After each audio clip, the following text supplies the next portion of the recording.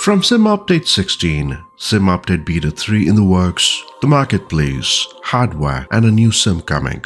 Every week there seems to be excitement. Of course, a bit of drama here and there. But I think we're seeing good changes coming towards us, and that's the plan to share with our weekly news today. Ladies and gentlemen, welcome back to the channel. Please consider subscribing as this can greatly support my channel. And by the way, we have a nice pleasant surprise at the end for all of us to take away. Now, let's start first about the sim. Last week, I got a few requests on 2020 and Sunil, my friend, was right. Why are we not talking much about 2020? So let's go over this. The latest Sim Update 16 beta build, which is 1.39.6.0, was released last week. Now what's interesting is that Asobo is slowly trying to modernize 2020 with 2024's enhancements. Yes, as expected, this build consisted of stability, memory optimizations, which actually helps Xbox users a ton, especially with folks having out-of-memory crashes, plus terrain mesh fixes, fixing and improving overlapping water polygons. Aircraft have seen fixes as well. That includes the Boeing 787, which no longer has spoiler-induced spinouts. Citation longitude now includes improved autothrottle logic, realistic reverse thrust, and deeper FMS behavior. Meanwhile, avionics like the G1000 NXI, G3000, 5000, and G3X Touch were enhanced with better VNav annunciations, TOS logic, and navigation refinements. A good set of meaningful fixes that improves the overall flying experience. And on the whole, avionics upgrades, aircraft, stability, performance have been the big ones, and let's hope for more fixes. Now paying a visit to 2024, let's see what we received on the most recent beta build, which was yesterday. That is 1.5.17.0 as expected, latest fixes plus community feedback. Now what is different from other builds here? Continued focus on mostly backend stability updates, general bug fixes, rather than new user-facing features.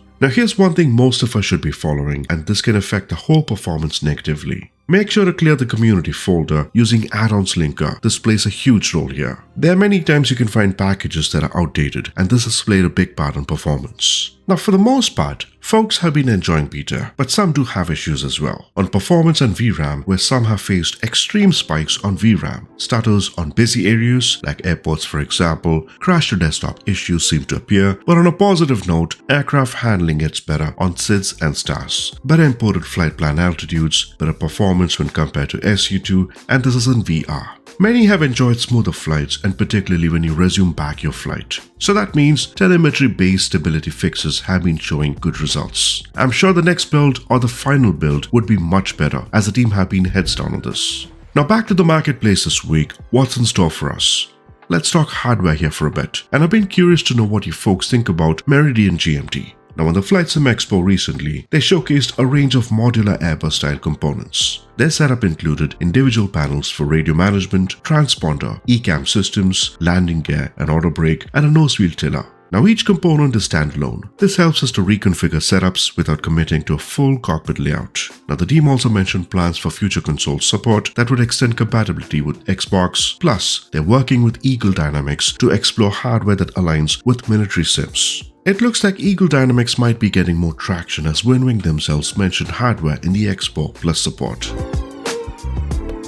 A new flight simulator, a global flight simulator which is Airland World. Now this was newly announced in the Flight Sim Expo, created by the team behind AirlandFS, a flight dynamics tool previously used for helicopters. This sim aims to offer a next-gen, real-time environment with a strong focus on physics-based flight modeling, plus an open-world exploration. That means land, air, and sea vehicles, making it more of an all-terrain sandbox than a pure flight sim. It's built on Unreal Engine 5, that means user can expect cutting-edge visuals, realistic lighting, large open worlds with dynamic weather and terrain. Now the team plan to fully support VR, multiplayer, modding, custom content creation from the ground up. But here's where it gets interesting. While some are excited about the open-end idea and scale of ambition, many are uncertain about whether this can deliver the level of realism we hope for, plus consistency expected from a dedicated sim. There's a sense it may lean towards a sandbox platform, with flexible assets rather than a true next-gen sim. Still, Airland World is clearly aiming high, and whether it becomes a serious sim or something more experimental remains to be seen.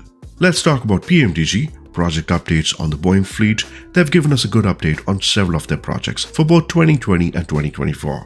Now the 700-200ER has officially entered beta testing across both platforms, with the team aiming for a short beta cycle, so thanks to the maturity and stability of the existing systems. There's no firm release date yet, but development is in progress. Now the classic DC-6 will be receiving a compatibility patch for 2024, mainly focused on ensuring continued operation. No new features have been planned for this aircraft, just so you know. On the 700-3R and fleet expansion front, PMDG has confirmed that the full 777 series, including the freight variants, are moving ahead.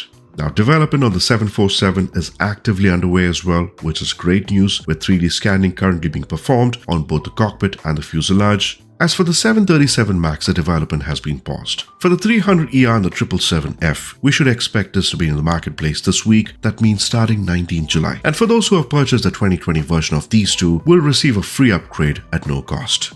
Now, what else has been interesting to us? Navigraph. It's a brand new idea that's a free learning platform designed to bring structured aviation education. Now, this new plan offers a series of video-based lessons created by certified instructors, mainly focusing on essential flight skills like IFRs, real-world chart reading, SID, star planning, and proper use of navigation tools. The lessons are integrated directly into the Navigraph ecosystem, making it easy for users to apply what they learn using the same tools available during flight. Now, the goal is to provide professional-grade knowledge without the cost or barrier of formal flight school. And even though this is in its early stages, the course layout is polished and already covers foundational topics that benefit both beginners and experienced users.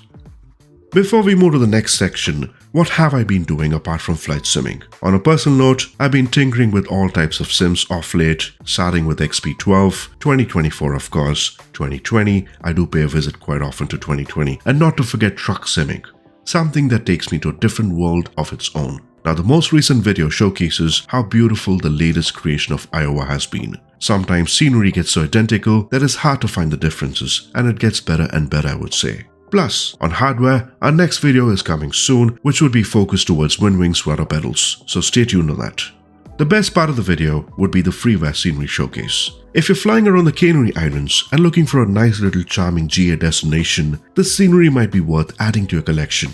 A freeware produced by Dektri, the El Barriel Maspalomas Airfield, GCLB in short, is a small private airfield located in Gran Canaria, perfect for short hops and scenic VFR flights. Features include a fully handcrafted airstrip environment as we see it, with custom textures, 3D objects including hangars, fencing, signage, integrated vegetation, terrain blending, and a slope runway model.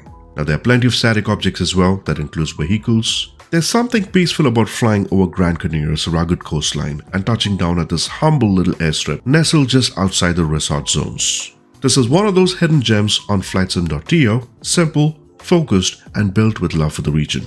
The link to this freeware can be found in the description. That's a wrap for today. Drop your thoughts in the comments below and subscribe to get notified for future releases. And please forgive me as I've been having a cold from the last 2 days for my voice.